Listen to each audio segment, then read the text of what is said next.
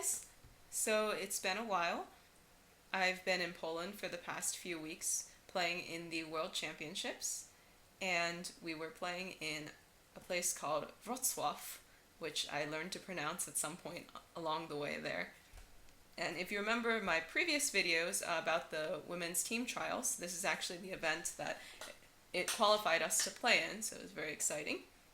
Of course, the big news is that my team actually won the event, which was great. It was very exciting, very thrilling. For the rest of my team, it's everyone's fourth, seventh, 10th. I don't know how many gold medal, but for me, it was actually my first one, so yay!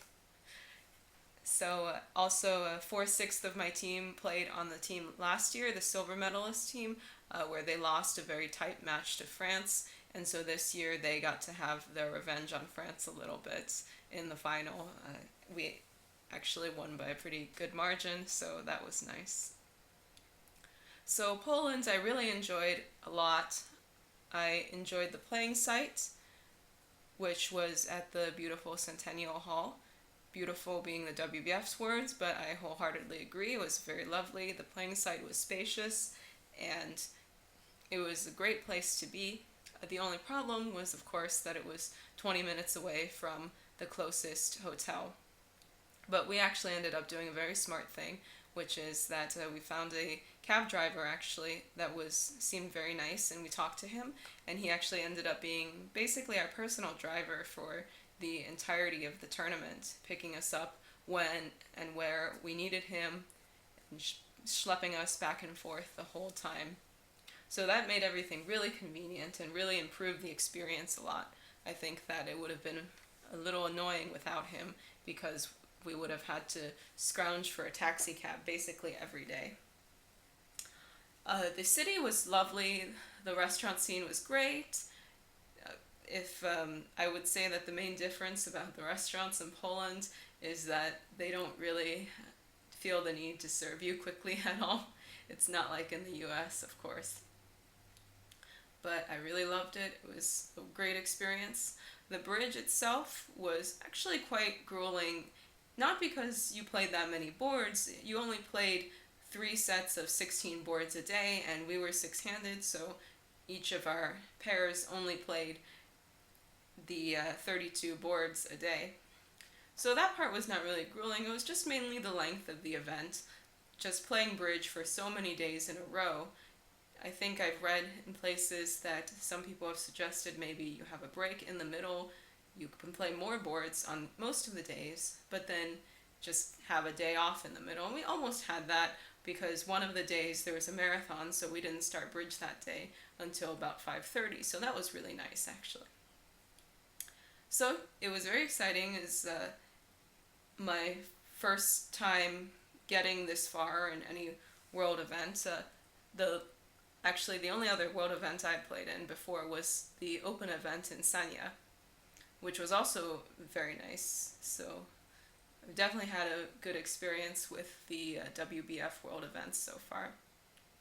So anyway, I've gotten a few questions about whether I plan to do videos for the sessions that I played. And I wasn't sure. I was thinking about it because, first of all, the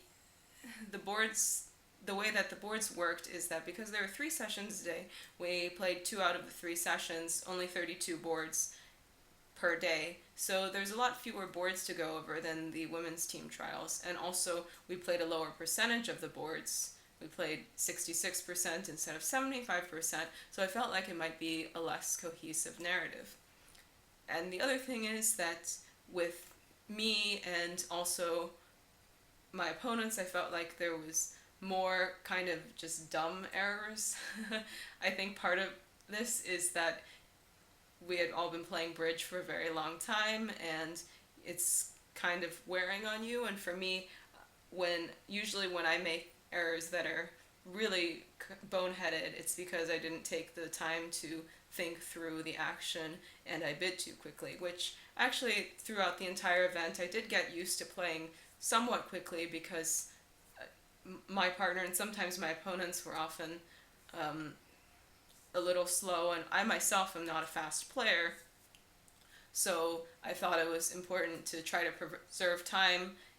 That way, if, for example, I did need to take time on a certain hand, that I would be able to do so. Of course, this resulted in some really boneheaded things, which you will see because I did decide that I would go ahead and do videos for the sections that I played that are on BBO. And eventually I just decided, the boards actually, there are some interesting boards, so you get to see again my thought process on these boards and how the hands worked out. And you'll just have to forgive me when you see me make a completely retarded play.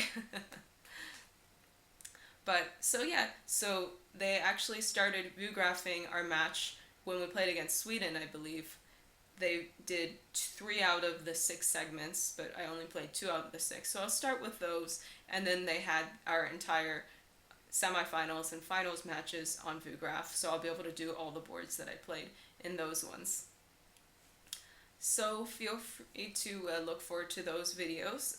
I will be posting the first one today, and then hopefully the rest of them over the course of the next week or so.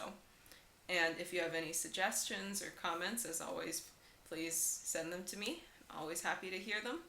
And I will see you in my next video.